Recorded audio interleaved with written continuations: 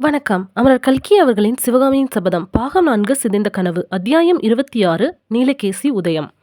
குண்டோதரன் வந்துவிட்டு போனதிலிருந்து சிவகாமியின் சித்தக்கடலில் கொந்தளிப்பு அதிகமாயிற்று. மலை போன்று எண்ண அலைகள் எழுந்து விழுந்து நாற்புறமும் மோதி பாய்ந்து அல்லோல கல்லோலமாய் செய்தன. பொழுது போவது மிகவும் சிரமமாகி ஒவ்வொரு கணமும் ஒரு முடிவில்லாத யுகமாக தோன்றியது. குண்டோதரன் கூறிய வார்த்தைகள் ஒவ்வொன்றையும் திரும்ப திரும்ப நினைவுக்கு கொண்டு வந்தாள். அவனிடம் நாம் உசிதமான முறையில் பேசினோமோ இல்லையோ என்ற சந்தேகம் அடிக்கடி தோன்றியது. மாமல்லிடம் போய் அவன் என்ன சொல்கிறானோ என்னவோ என்ற கவலையும் அடிக்கடி ஏற்பட்டது. மாமல்லர் வரப்போது பற்றிய ரகசியத்தை வெளியிட்டு விட வேண்டாம் என்று குண்டோதரன் தனக்கு எச்சரிக்கை செய்தது பற்றி நினைத்து கொண்ட போது மட்டும் சிவகாமியின் சோகம் குடிகொண்ட வதனத்தில் புன்னகை தோன்றிற்று. ஆயினும் அந்த எச்சரிக்கை எவ்வளவு அவசியமானது என்பது வெகு சீக்கிரத்திலே அவளுக்கு தெரிய வந்தது. குண்டோதரன் வந்து சென்ற 3ஆம் நாள் வாதாபி நகரம் அளவில்லாத அல்லோல கல்லோலத்துக்கு உள்ளாகியிருந்தது. அன்றைய தினம் புலிகேசி சக்கரவர்த்தி அஜந்தா கலை விழாவுக்கு பயணமாகிறார் என்பதும் பக்கத்திலுள்ள ராஜவீதி வழியாக அவருடைய ஊர்வலம் போகும் என்பதும் சிவகாமிக்கு தெரிந்திருந்தது. தன் வீட்டின் பலகனியின் வழியாகவே மேற்படி ஊர்வலம் காட்சியை காணலாம் என்றும் அவள் அறிந்திருந்தாள். கடைசியாக பிற்பகலில் 3வது ஜாமத்தில் சக்கரவர்த்தியின் பிரயாண ஊர்வலம் வந்தது. பட்டத்து யானை மீது புலிகேசி சக்கரவர்த்தி கம்பீரமாக வீற்றிருந்தார். அவருக்கு பின்னால் சிவிகைகளில் நாகநந்தி பிக்ஷுவும் சீன யாத்ரிகரும் சென்றார்கள். அழகிய தங்கரதத்தில் சக்கரவர்த்தியின் இளம் புதல்வர்கள் 3வரும் அமர்ந்திருந்தார்கள். இன்னும் சக்கரவர்த்தி முன்னாலும் பின்னாலும் சாம்ராஜ்யத்தின் பிரதான அமாத்தியார்கள், மந்திரிமார்கள், சாமந்தர்கள், சேனாநாயகர்கள் முதலியோர் பலவித வாகனங்களில் பெருமிதத்துடன் அமர்ந்து சென்றார்கள். பொதுஜனங்களின் கோலாகல கோஷங்களோடு வாத்திய முழக்கங்களும் சேர்ந்து காது செவிடுபடும்படி செய்தன. இதையெல்லாம் பார்த்த சிவகாமிக்கு காஞ்சியில் மகேந்திர பல்லவர் மாமல்லபுரத்து கலை விழாவுக்கு கிளம்பும் காட்சி நினைவுக்கு வந்தது. ஆஹா, முன்னொரு காலத்தில் இந்த புலிகேசி எத்தகைய கலை உணர்வே இல்லாத மூர்க்கனாயிருந்தான். இப்போது எப்பேற்பட்ட மாறுதல் ஏற்பட்டு விட்டது. இதற்கெல்லாம் என்ன காரணம்? காஞ்சியை பார்த்துவிட்டு வந்ததுதானோ? அந்த ஊர்வல காட்சியை பற்றி பிறகு நினைத்த போதெல்லாம் சிவகாமிக்கு எரிச்சல் உண்டாயிற்று. இந்த புலிகேசியின் ஆடம்பரமும் இருமாப்பும் கூடிய சீக்கிரத்தில் அடங்கப் போகிறதல்லவா என்பதை எண்ணிய போது ஓரளவு ஆறுதல் உண்டாயிற்று. இவர்கள் அஜந்தாவிலிருந்து திரும்பி வருவதற்குள்ளே மாமல்லர் இங்கு வந்துவிடக்கூடும் அல்லவா? அதை அறிந்தவுடனே இவர்களுக்கெல்லாம் எத்தகைய திகில் உண்டாகும். யுத்தம் வேண்டாம் என்று தான் குண்டோதரனிடம் சொன்னது தவறு என்று சிவகாமிக்கு அப்போது தோன்றியது. அவளுடைய ஆத்திரத்தை அதிகப்படுத்த இன்னொரு காரணமும் சேர்ந்தது. பட்டத்து யானைக்கு பின்னால் சிவிகையில் சென்ற பிக்ஷு சிவகாமி இருந்த வீட்டின் பக்கம் ஒரு கணம் முகத்தை திரும்பி பார்த்ததாக தோன்றியது.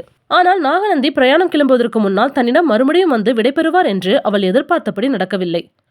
இந்த கள்ள பிக்ஷுவுக்கு இவ்வளவு அகங்காரமா என்று எண்ணி ஆத்திரத்தை வளர்த்து கொண்டிருந்தாள். எனவே அன்று மாலை இருட்டுகிற சமயத்தில் நாகநந்தி அவள் வீட்டு வாசலில் குதிரை மீது வந்து இறங்கி உள்ளேயும் பிரவேசித்து வந்தபோது சிவகாமி எல்லையற்ற வியப்படைந்தவளாய், சுவாமி, இதென்ன? தாங்கள் அஜந்தா மார்க்கத்தில் போய் கொண்டிருப்பதாக அல்லவா நினைத்தேன். போகவில்லையா என்ன என்றாள். கட்டாயம் போகிறேன் சிவகாமி. அஜந்தாவில் எனக்கு மிகவும் முக்கியமான காரியம் இருக்கிறது. அதில் உனக்கு சம்பந்தம் உண்டு.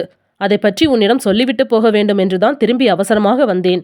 இன்றிரவே சக்கரவர்த்தி தங்கியிருக்கும் இடம் போய் சேர்ந்து விடுவேன் என்று சொல்லிவிட்டு சிவகாமிக்கு பேச இடம் கொடாமல், இன்று பிற்பகலில் அந்த பக்கம் போன ஊர்வலத்தை பார்த்தாயா என்று கேட்டார் நாகநந்தி பிக்ஷு. ஓ, பார்த்தேன். மகேந்திர பல்லவர் கலை திருநாளுக்காக காஞ்சியிலிருந்து மாமல்லபுரத்துக்கு புறப்படும் காட்சி ஞாபகம் வந்தது. ஏதேது? புலிகேசி சக்கரவர்த்தி மகேந்திர பல்லவரை கூட தோற்கடித்து விடுவார் போலிருக்கிறதே என்றாள் சிவகாமி. நிச்சயமாக தோற்கடிப்பார், சந்தேகமில்லை. வாதாபி சக்கரவர்த்தி இப்போது பழைய இரத்தவெறி கொண்ட புலிகேசி அல்ல, கலைமோகமும் ரசிகத்தன்மையும் கொண்ட புதிய புலிகேசி என்றார் நாகநந்தி. அப்படியானால் அஜந்தாவிலும் கலை விழா கோலாகலமாய்தான் இருக்கும் என்றாள் சிவகாமி. அதிலும் சந்தேகமில்லை. அஜந்தாவின் புத்த பிக்ஷுக்கள் சக்கரவர்த்தியை ஒப்பற்ற முறையில் வரவேற்று உபசரிக்க ஏற்பாடு செய்திருக்கிறார்கள். இந்த வைபவத்தை முன்னிட்டு புகழ்பெற்ற நாலந்தாவிலிருந்தும் ஸ்ரீபர்வதத்திலிருந்தும் இன்னும் பல புத்த பீடங்களிலிருந்தும் ஆசாரிய புருஷர்கள் பலர் வந்திருக்கிறார்களாம்.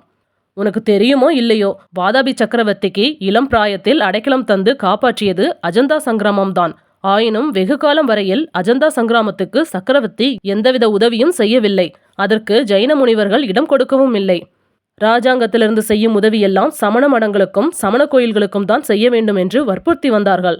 ஆனால் இப்போது சக்கரவர்த்தியின் மனம் மாறிவிட்டது. சமணர், பௌத்தர், சைவர், வைஷ்ணவர், சாக்தர் ஆகிய எந்த மதத்தினரானாலும் சிற்ப சித்திர கலைகளை வளர்ப்பவர்களுக்கெல்லாம் ராஜாங்கத்திலிருந்து மானியங்களை கொடுத்து வருகிறார். இது காரணமாக இப்போது இந்த சலுக்க சாம்ராஜ்யம் இந்தியாவிலேயே கலை வளர்ச்சியில் சிறந்து விளங்குகிறது. கன்யாகுப்ஜத்தையும் காஞ்சியையும் வாதாபி தோற்கடித்து விட்டது என்று நாகநந்தி கூறியதை சிவகாமி உண்மையாகவே ஆவலோடு கேட்டுக்கொண்டு வந்தாள். சிவகாமி, வாதாபி சக்கரவர்த்தியின் இந்த மனமாறுதலுக்கு யார் காரணம் என்று உனக்கு தெரியுமா என்று நாகநந்தி கேட்டபோது, சந்தேகம் என்ன சுவாமி, சகல கலைகளிலும் வல்ல மகா ரசிகரான நாகநந்தி அடிகள்தான் என்று சிவகாமி பளிச்சென்று விடையறுத்தாள். நாகநந்தியின் முகம் 9 வருஷத்துக்கு முன்பு நாம் பார்த்த போதிருந்ததை காட்டிலும் இப்போது கலை பொருந்தி விளங்கிற்று. முன்னே அந்த முகத்தில் நாம் கண்ட கொடூரம் இப்போது கிடையாது. சிவகாமியின் மறுமொழி அவருடைய முகத்தில் மலர்ச்சியை உண்டாக்கி மேலும் களை பொருந்தியதாக செய்தது. அத்தகைய முகமலர்ச்சியோடு கனிவு ததும்பி காந்த சக்தி வீசிய கண்களினால் சிவகாமியை அவர் நோக்கி, கலைவாணி, நீ கூறியது உண்மை.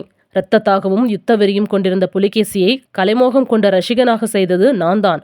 ஆனால் அதற்கு முன்னால் என்னை அத்தகைய கலைப்பித்தனாக பண்ணியது யார்? உன்னால் சொல்ல முடியுமா என்று கேட்டார் நாகநந்தியடிகள். பிக்ஷு குறிப்பிடுவது தன்னைதான் என்று சிவகாமி மனதிற்குள் எண்ணிக்கொண்டாள்.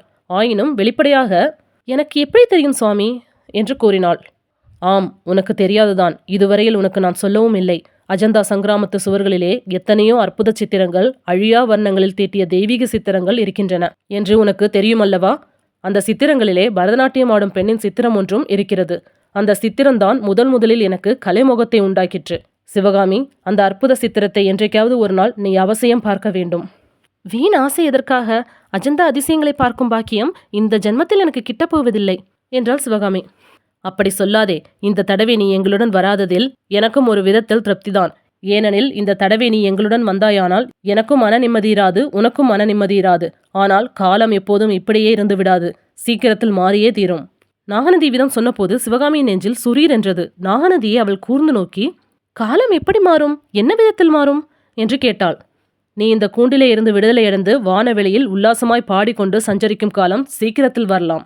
ஒரு நாளும் வரப்போவதில்லை என்று சொல்லி பெருமூச்சு விட்டாள் சிவகாமி. அப்படியானால் உன்னுடைய சபதம் நிறைவேறும் என்ற நம்பிக்கையே உனக்கு இல்லையா என்று நாகநந்தி கேட்டார். சிவகாமி பல்லை கடித்து சமாளித்துக் கொண்டு, இல்லை, அந்த நம்பிக்கையை நான் இழந்து எத்தனையோ நாளாயிற்று என்றாள். ஆனால் அவளுடைய மனதில் பெரும் பீதியும் கலக்கமும் குடிகொண்டன. இந்த வஞ்சக பிக்ஷு ஏதாவது சந்தேகிக்கிறாரா? நம்மிடம் உண்மை அறிய பார்க்கிறாரா? ஒருவேளை குண்டோதரன் இவரம் சிக்கிக் கொண்டிருப்பானோ? சிவகாமி, உன்னுடைய சபதம் நிறைவேறும் என்ற நம்பிக்கையை நீ இழந்து விட்டாய். ஆனால் சபதம் நிறைவேறாமல் நீ இந்த ஊரை விட்டு கிளம்பவும் மாட்டாய், அப்படித்தானே? ஆம் சுவாமி, அப்படித்தான் என்று சிவகாமி தயக்கமின்றி மறுமொழி கூறினாள். அப்போதுதான் குண்டோதரனுடைய எச்சரிக்கையை அவள் நன்றியுடன் நினைத்து கொண்டாள். ஆஹா, உன்னை இந்த கதிக்கு உள்ளாக்க ஒரு நாளும் நான் உடன்பட மாட்டேன். சிவகாமி, நேற்று சீன பெரியாரிடம் சொன்னது போல செய்ய வேண்டியதுதான். மாமல்லர் வந்து உன் சபதத்தை நிறைவேற்றி வைக்காவிடில் நானே நிறைவேற்றி வைக்கிறேன். இந்த நகருக்கு என் கையாலேயே நெருப்பு வைத்து கொளுத்தி விடுகிறேன். ஆ, என்ன பேச்சு இது? இந்த பைத்தியக்காரின் பிடிவாதத்துக்காக தாங்கள் ஏன் அத்தகைய கொடிய காரியத்தை செய்ய வேண்டும்? வேண்டவே வேண்டாம். அப்படியானால் நீயாவது உன்னுடைய அர்த்தமற்ற சபதத்தை விட்டுவிட வேண்டும். பேச்சை மாற்ற தீர்மானித்த சிவகாமி, சுவாமி, என்னை பற்றி இவ்வளவு பேசியது போதும். தங்களை பற்றி சொல்லுங்கள். அஜந்தாவை பற்றி பேசுங்கள் என்றாள். ஆம், முக்கியமாக என்னை பற்றி பேசுவதற்காக தான் வந்தேன். அஜந்தாவில் நான் புனர்ஜென்மம் எடுக்கப் போகிறேன். திரும்பி வரும்போது காவி உடை தரித்த புத்த பிக்ஷுவாக வரமாட்டேன். பட்டு பீதாம்பரம் அணிந்த நீலகேசி மகாராஜாவாக வருவேன் என்று நாகநந்தி கூறியதும் சிவகாமி வியப்புடனே அவரை ஏறிட்டு பார்த்தாள். ஹாய் ஃப்ரெண்ட்ஸ், உங்களுக்கு இந்த கதை பிடிச்சினா லைக் பண்ணுங்கள், ஷேர் பண்ணுங்கள், மறக்காமல் சப்ஸ்கிரைப் பண்ணுங்கள். தேங்க்யூ.